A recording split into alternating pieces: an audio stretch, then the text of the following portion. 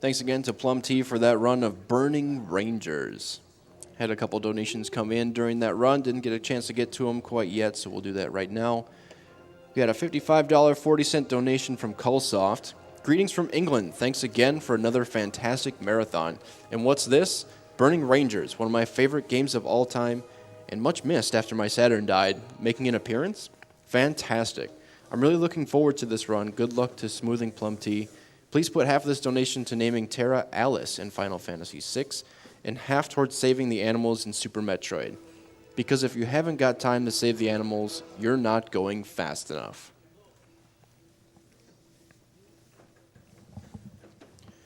$20 from Bosch Jarnett. Never thought I'd see the day that Burning Rangers would be ran on a GDQ. Thank you, Plum T, for making this moment possible. Picked this game up last year and absolutely loved it. Truly one of Saturn's hidden gems. Burning Rangers, go. Burning Rangers, pow. Also, let's save the animals. What did they ever do to you?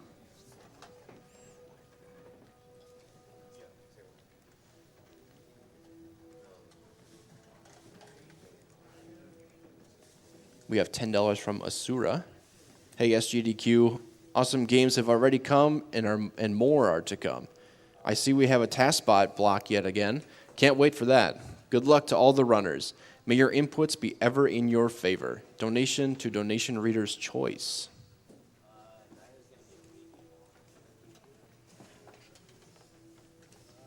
$10 from Anonymous. Burning Rangers was a big part of my childhood, and I couldn't pass up the opportunity to get a donation in for my favorite Saturn game. Putting my donation towards saving the animals. Where would we be without friends like Echo here?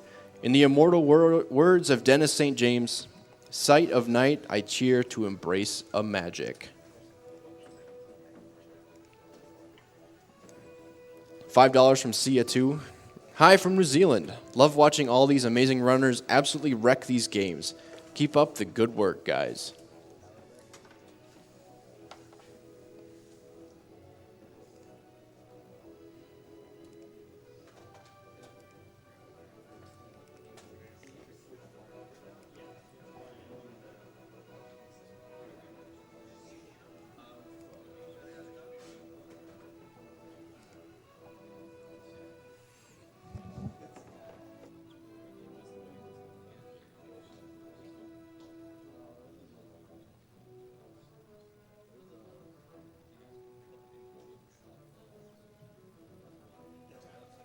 All right, that's going to do it for me. We have the sound defense coming up next to carry you through. I'm Mickley3. Thanks for hanging out with me, and we'll see you next time.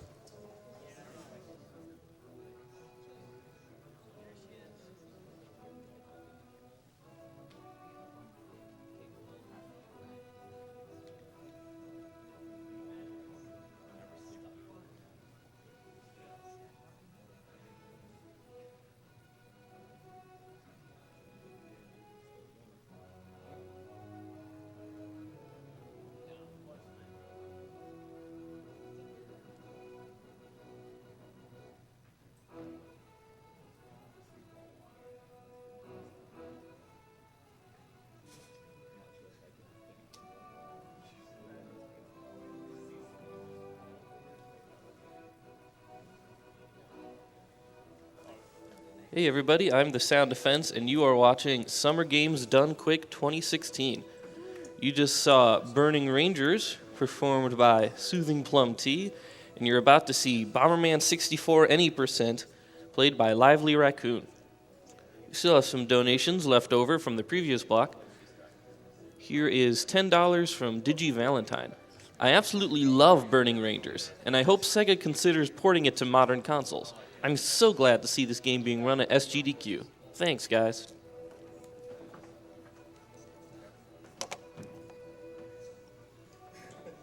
It's $10 from Adam214. Hey, everyone. Longtime watcher, first-time donator from Texas. Currently sitting in the airport on my way to be there with y'all. Can't wait to see all of the action in person.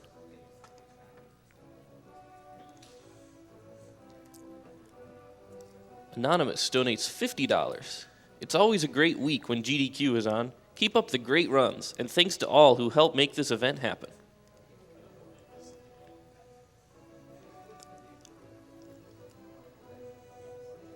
We have $10 from Nut.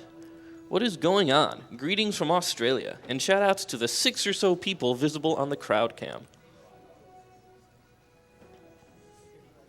Hopefully more people trickle in as the morning ramps up.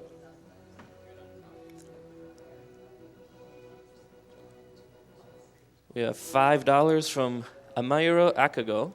Hey guys and gals, great job running the games. Burning Rangers looks like a blast. Wish I could have played it back in the day, but it's great to see these more obscure games get some recognition. Save the survivors and kill the animals.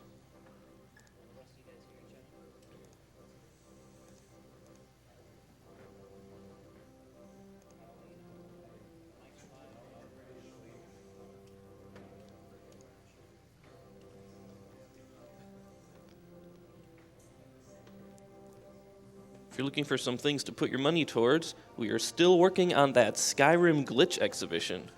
We're looking for $12,500. It's currently at $6,786.29. There's also the Trials Fusion Community/Ninja/Retro Track Showcase.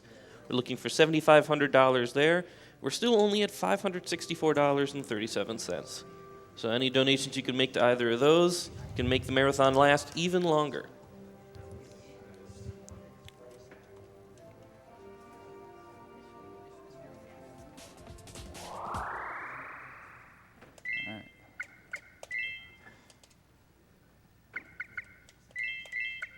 We good to go?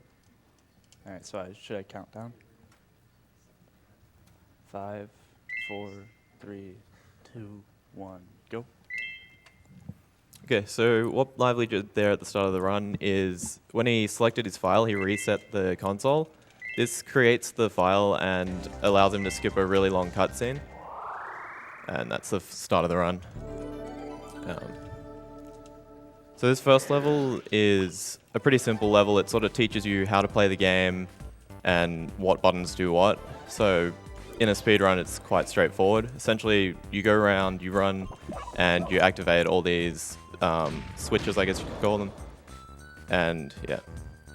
So here he drops a bomb, which just knocks him into the switch.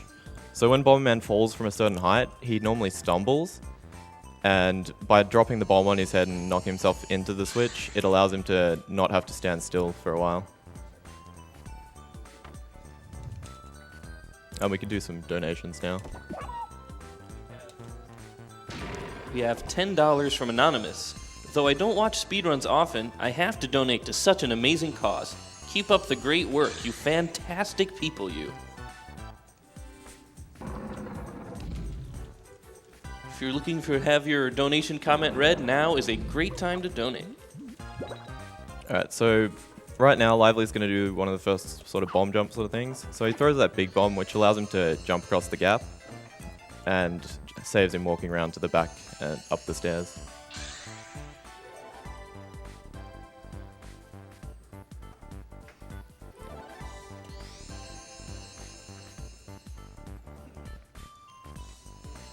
So each world in Bomberman, there's 4 stages. There's 2 stages like this where you go around and do sort of puzzles. There's a mini-boss and a main boss. Each of the mini-bosses is sort of a humanoid boss, and the first of them is Sirius, which is coming up soon. And then the other ones are usually a big creature or robot or something.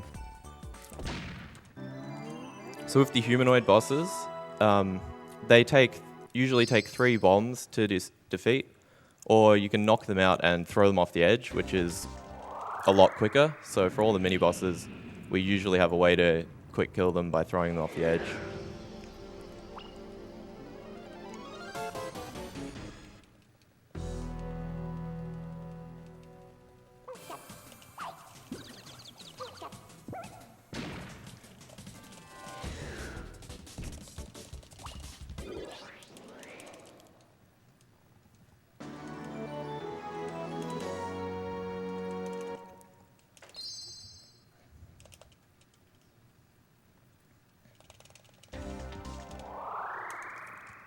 So Green Garden 3, we want to go get this big gem thing, but when we get to it, the Flying Narwhal decides, no, you're not allowed to have it, and takes it away with him.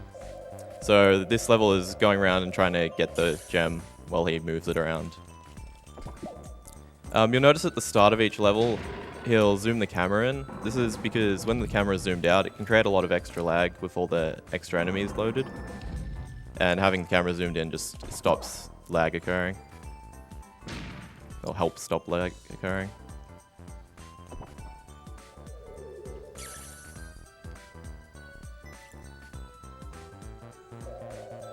So after this cutscene, he's going to blow up 2 boxes, and in the boxes there'll be hopefully two item upgrades. The 2 types that he's looking for are a radius and an extra bomb. So what he got there was 2 extra bombs, which isn't that good. So throughout the run, it's ideal to get 2 radius upgrades, which just increases the radius of your bombs by 2, and then 1 bomb extra bomb. The extra bomb allows us to do triple bomb jumps, which allows us to get up to spots we wouldn't normally be allowed to get up to. So what he picked up just then was a remote bombs. The remote bombs, once you have them, it allows you to detonate the bombs whenever you want by clicking Z. And it makes this section a little quicker because you can climb up this huge tower without having to wait for all the bombs to explode.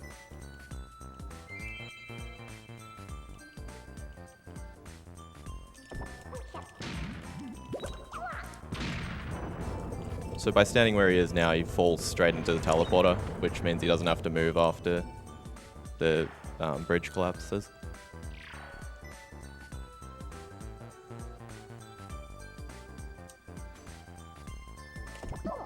Yeah, so here you can use the lifts to get up quicker by blowing them up himself, rather than kicking the bomb under and having to wait for it to detonate itself.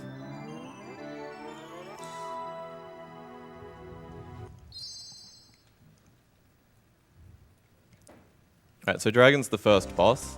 He does 1 of 3 attacks, so he can either breathe fire, bite you, or fly under the bridge.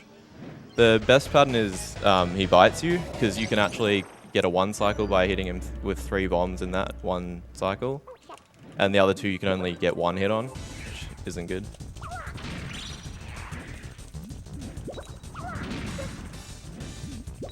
Ooh. Ow. So sometimes it looks like you're going to get the hits, but you don't, and it looked like you got them there. But a good 2 cycle there.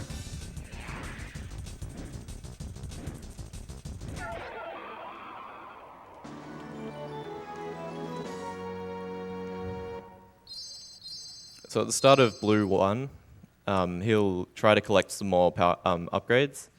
He doesn't really need the radius, but the reason we like having the extra radius is one of the bosses later on is much easier with bigger radius bombs. But apart from that, we don't really need the extra radius.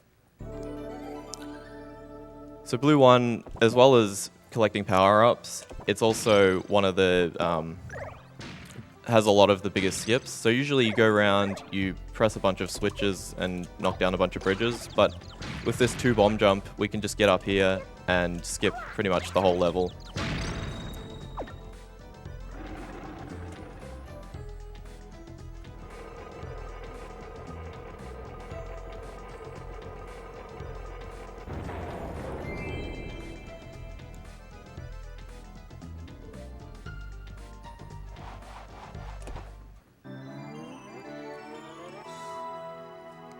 So up next is Artemis. She's a humanoid boss, so she's pretty easy to get rid of. Just knock her out and throw her off the edge.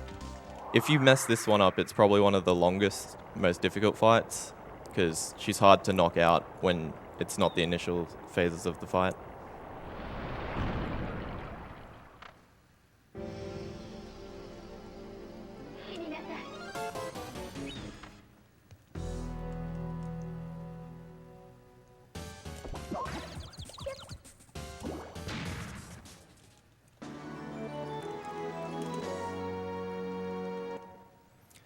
So all levels in, or not all, but a lot of the levels in Bomberman 64, if you can reach the end of the level when it hasn't actually been activated, you can still finish the level. But in some cases, it will soft lock the game. So the reason he walked all the way up here to do the triple bomb jump to get up is so that he can kill this butterfly. If you go earlier, the butterfly won't actually spawn. So here, we use a couple of bomb jumps. So 2 bomb jump here to get up onto this little bit. And then we jump across here. And then up here into the end of the level. So usually it creates some stairs so you can climb up there. But we make our own stairs with the bombs to get up there. And it's much quicker than having to go do a bunch of puzzles to get the stairs to come up.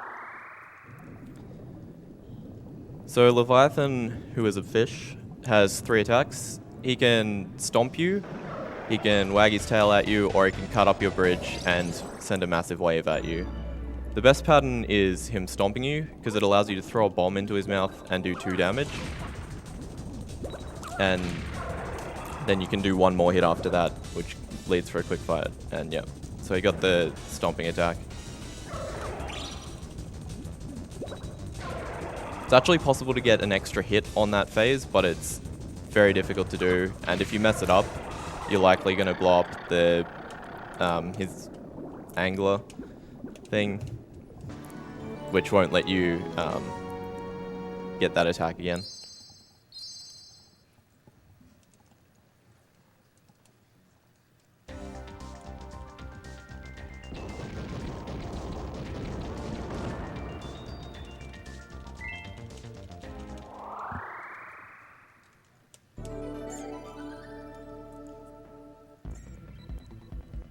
So Red Mountain, one of the big things we do in Red Mountain is just walk off edges. Usually they did tend you to walk around and follow paths, but because we can do stuff like that bomb jump there, we can just walk off most of the edges to skip a lot of the level.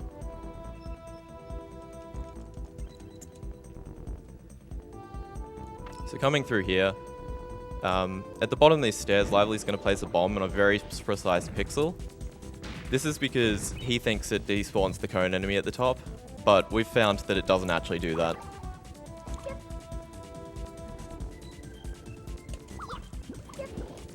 I think for a long time most of us did that because we thought it was what caused him to despawn, but I think it's more the movement on the way up to there that causes it. It's not really about how many bombs are dropped or where they're dropped. So Orion, he usually just runs down at you, but sometimes he likes to run off to the left and do his own thing. But if he runs straight down at you, you can throw a bomb on his head and chuck him off the edge. If not, you can usually get to a diagonal from him, and he'll run at you, and it's nice and easy to throw a bomb at him there.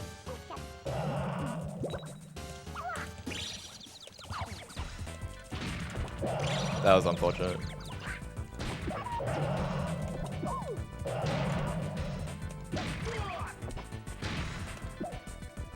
It looks like Lively's going to kill him using the explosions from the bomb.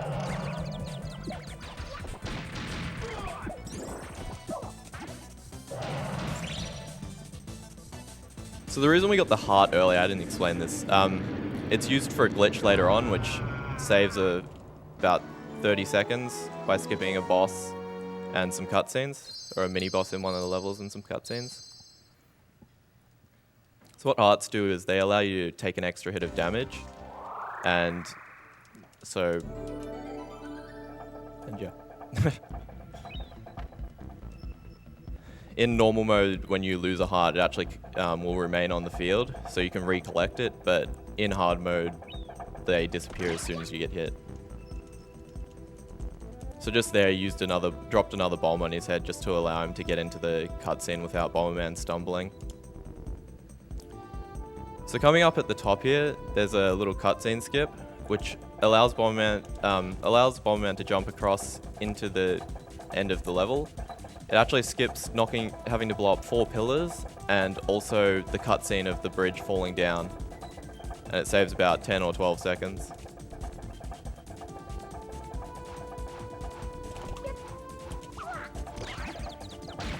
That was unfortunate. No. So there he placed the bomb a little bit close, and as you can see, he hit the second bomb while it was still just after he'd bounced off the first one. So I didn't get the distance he needed to make it across to the platform.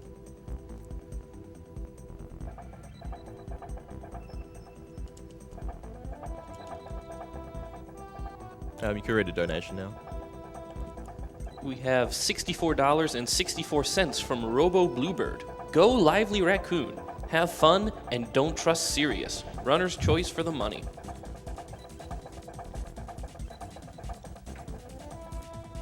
So here he's just going to blow up the pillars because he's already blown up the two on the left.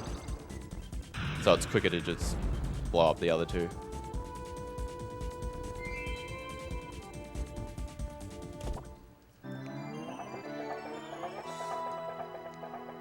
So the next boss is Hades.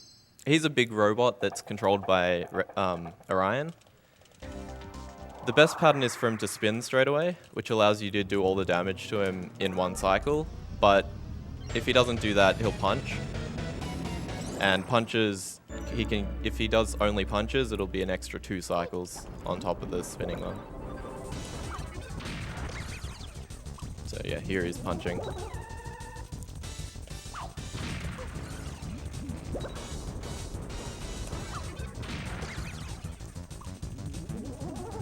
So at this point, it doesn't matter what he does on the next cycle if he gets through to the next cycle, because he's going to die as soon as he gets hit by a bomb. So that little tower Lively made just then, it's RNG manipulation. Not really, it just looks cool. Those little towers are used a lot in 100% to get to spots where you can't actually do regular bomb jumps, so it allows you to create little standing bomb jumps so you can sort of jump from anywhere.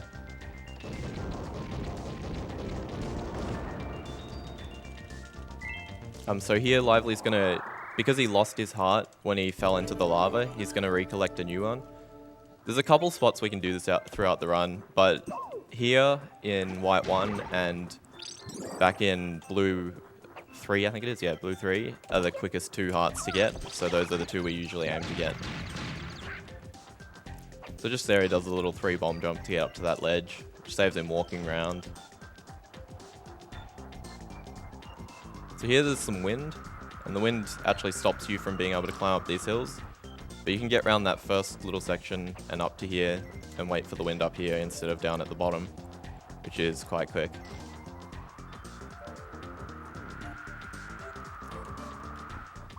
So coming up after he throws this bomb, the bomb will blow up a house, which will get lowered so I can go press a switch. And on top of the house there's a snowman.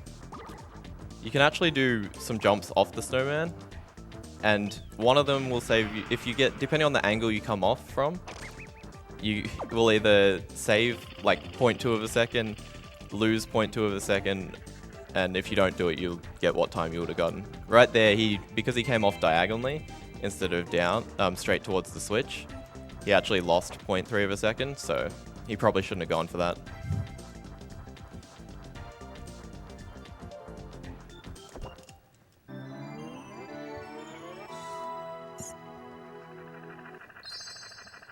Regulus is one of the easier mini-bosses in terms of not only is he easy to do the quick kill, but if you miss the quick kill, it's quite easy to do a backup strat because he does the same pattern every time. So not the same pattern, but he'll do the same attack every time. So when he charges at you, you just walk near an edge and you can just kick a bomb at him and throw him off the edge. So as you can see, if he hadn't been thrown off there for some reason, it would have been easy for Lively to just run off to one of the other edges and he would have charged at him again.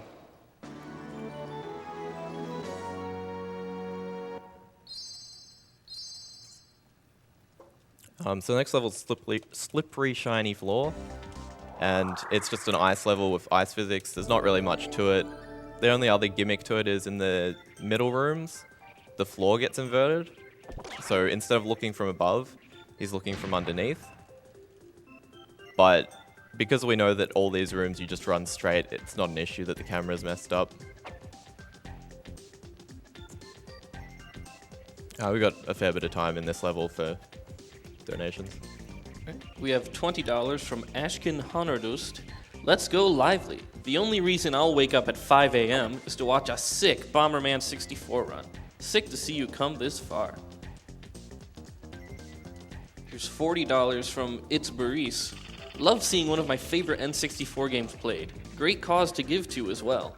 I'll do 20 for the Final Fantasy VI train suplex and 20 to save the animals, because I've never had a frame as a pet. So here there's just a little plant we like to call Gandalf. He won't let you pass sometimes, and if you try to pass and he's not letting you pass, he will push you in. You can do some more donations. Here's $10 from Blue Sin. Good evening from Australia. Nice to hear a familiar accent on the couch. Shout out to Treeby, the biggest Bomberman fan I know. Another $5 if the announcer can yell Boongaus in his best Arnold Schwarzenegger voice. Well, I tried. Alright, so the next boss is Mantis, but we like to call him Spider because he looks like a spider and he has a web at the bottom. So pretty much for Mantis or Spider, what we like to do is pump up bombs and throw them from underneath. So we sort of just dance underneath him while throwing bombs, have a little party under there. Once you've done 3 hits of damage to him, he'll destroy the floor. It's possible for him to not do this, which saves a little bit of time, but it's very luck reliant on whether he does it or not.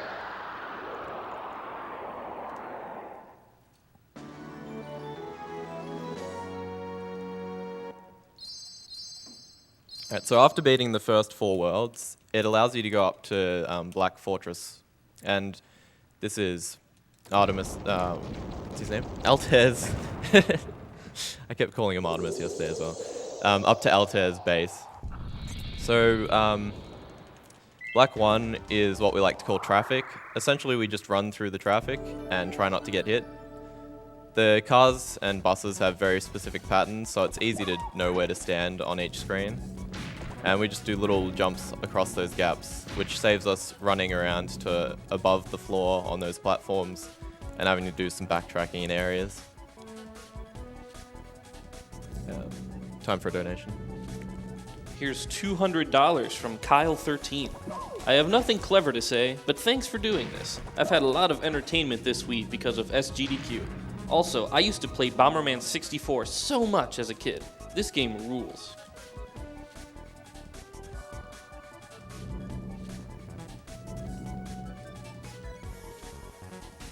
$10 from Mithrak. Greetings from Finland. Watching SGDQ always makes my work week go so much faster. Good luck for all the runners. Alright, so at the start of the run we grabbed that heart, and the reason we grabbed the heart is in this room is a mini-boss. So if you walk across where those 2 lampposts down there are, it'll actually spawn the mini-boss and cause a big cutscene. So what we do is this glitch which allows us to sort of float around. And because we can float around, it lets us skip a couple cutscenes and the mini-boss, which allows us to just go over here to the end of the level. The reason he has to drop that bomb is to actually exit the glitch state and allow him to trigger the cutscene, the loading zone at the end. This next boss is Harvester. He's not a very nice guy. That's all there is to say. One of the main spots where runs come to die.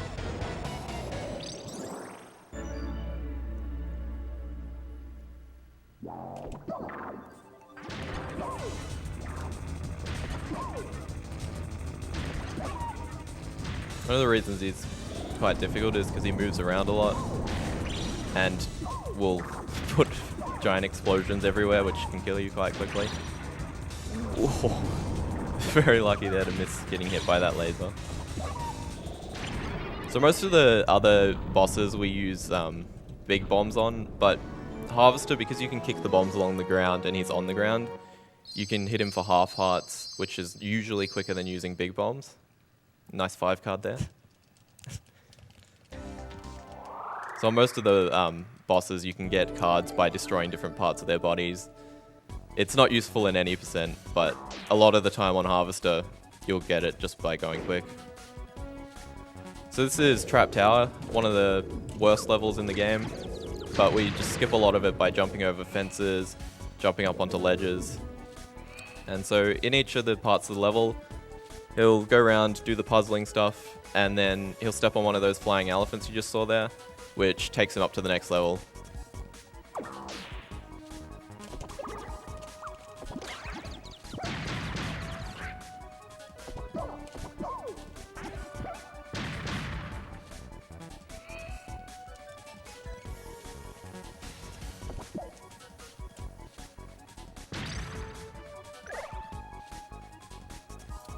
So this next floor, probably the worst floor on the game. When you die, you go back to the start of the floor you were on.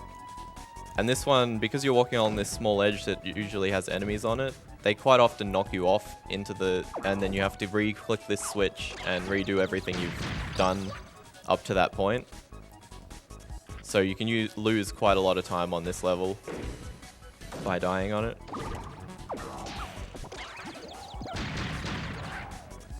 And a lot of the time when you think you're safe from those enemies, they turn around and push you off anyway.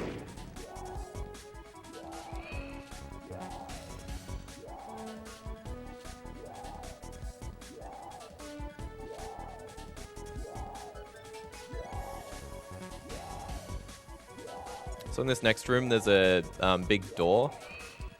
To get rid of this door, you have to throw a big bomb on it, but the big bomb takes a long time to explode. So what we do is we kick a small bomb and use the explosion from the small bomb to blow up a big bomb that we throw.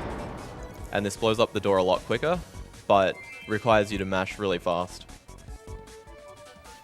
And when I first started playing, it was quite difficult to mash quickly, so I asked Lively how to mash quickly, and he gave me some pretty good advice. Do you want to share that advice with people? Just push the button.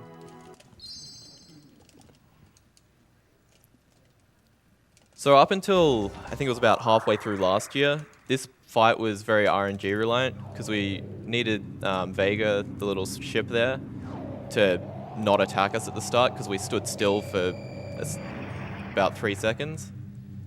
But then last year, Square Wave found a way to kick a bomb at him, run left and kick a bomb at him, which was much more consistent and meant we avoided Vega completely.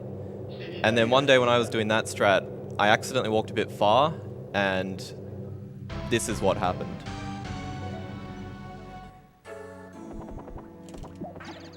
Oh, not that. That's not what happened. What happened was I kicked the bomb and Altair jumped straight off the edge, making the fight a lot easier than it used to be. So I think Lively's just going to use bombs, bomb explosions to kill him. Alright, so here's the last phase. Time's coming up soon. This last phase can be quite difficult sometimes. I know a couple of people who've died to it, me included. I think Mest has died to it a couple times. Alright, ready on time. And time.